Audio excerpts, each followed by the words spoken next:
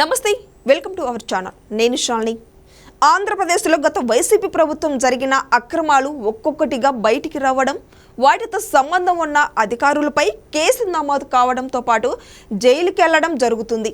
మొన్నటికి మొన్న బాలీవుడ్ నటి కాదంబరి జత్వానీ కేసులో 3 ఐపీఎస్లను సస్పెండ్ చేశారు. మరో కేసులో సీనియర్ ఐఏఎస్ అధికారి వీఆర్ఎస్ తీసుకొని ప్రవీణ్ ప్రకాష్కి జైలు విధించారు. ఇక భారీగా జరిగిన అక్రమాల్లో ఇసుక మద్యం మాఫియాలు ఉన్నాయి. వాటిలో ఇసుక మాఫియా మూలంగా ప్రభుత్వానికి రావాల్సిన ఆదాయం వేల కోట్లలో ఆగిపోయింది. అది కాస్త అప్పటి వైసీపీ అధినేతతో పాటు ఇతర వైసీపీ నేతల జేబుల్లోకి చేరింది. దీనిపై విచారణ జరిపించిన టీడీపీ, జనసేన, బీజేపీ కూటమి బాధ్యతలపై కేసు నమోదు చేసి విచారణ చేపట్టింది. ఇందులో ప్రధాన బాధ్యుడిగా ఉన్న అప్పటి గనుల శాఖ డైరెక్టర్ వీజీ వెంకటరెడ్డి ఏసీబీ విచారణలో పలు అంశాలను వెల్లడించినట్టు తెలుస్తుంది. ఇసుక టెండర్ల వ్యవహారంలో గత ప్రభుత్వ పెద్దల ఆదేశాలకు అనుగుణంగానే తాను నడుచుకున్నానని, అన్ని వారే చేయించారని, తాను కేవలం నిమిత్త మాత్రుండేనన్నట్టు ఏసీపీ విచారణలో గనుల శాఖ పూర్వ డైరెక్టర్ వీజీ వెంకటరెడ్డి వెల్లడించినట్లు తెలుస్తుంది. వైసీపీ ప్రభుత్వ హయాంలో జరిగిన ఇసుక కుంభకోణం కేసులో నాటి గనుల శాఖ డైరెక్టర్ వెంకటరెడ్డిని ఇటీవల అరెస్టు చేసిన ఏసీపీ అధికారులు గురువారం ఉదయం ఆయన్ను కస్టడీకి తీసుకొని సుదీర్ఘంగా విచారించారు. 3 రోజుల కస్టడీకి న్యాయస్థానం అనుమతి ఇవ్వగా తొలి రోజైన గురువారం ఏసీపీ అధికారులు అనేక ప్రశ్నలు సంధించారు. కొన్నిటికి మౌనం వహించగా మరికొన్నిటికి పొడి సమాధానాలు చెప్పినట్లు సమాచారం. ఈ కుంభకోణంలో కీలక వ్యక్తులు ఎవరెవరు, మీరు ఎవరి నుంచి ఆదేశాలు వచ్చాయి అనే ప్రశ్నలను ఆయన దాటివేశారు.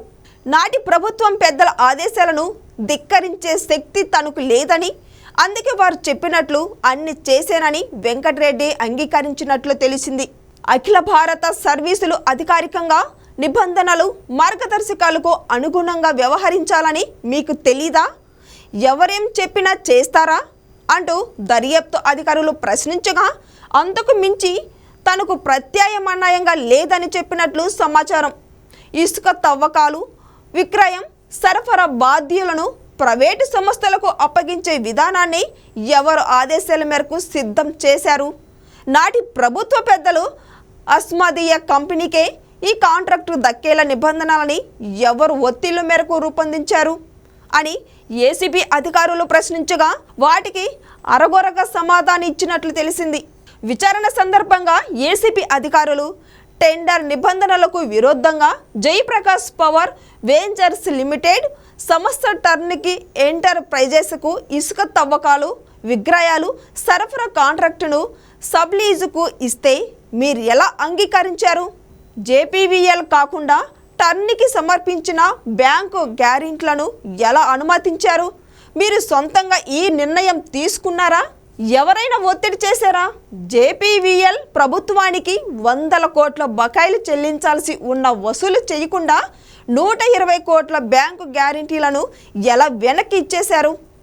అలా ఇవ్వాలని మీకు ఎవరు చెప్పారు అని ఏసీబీ అధికారులు ప్రశ్నించగా అందుకు బదిలించిన వెంకటరెడ్డి మీకన్నీ తెలిసేనని, నేనేం చెప్పగలనో అని చెప్పానని, ఇంతకు మించి ఏమీ అడగద్దని సమాధానం ఇచ్చినట్లు సమాచారం. జేపీవీఎల్ సంస్థ ఆన్లైన్ వే బిల్లులు కాకుండా చేతి రాతతో బిల్లులు ఇస్తుంటే ఎందుకు నియంత్రించలేదని ప్రశ్నిస్తే ఉన్నత స్థాయి నుంచి ఆదేశాలు ఉన్నాయని వెంకటరెడ్డి చెప్పినట్లు తెలిసింది. 2023 మే నెలతో జేపీవీఎల్ ఇసుక తవ్వకాలు కాంట్రాక్టుకు గడువు ముగిసిపోయినా 2023 నవంబర్ వరకు ఆ సంస్థ అనాధికారికంగా తవ్వకాలు కొనసాగించేందుకు ఎందుకు అవకాశం కల్పించారు?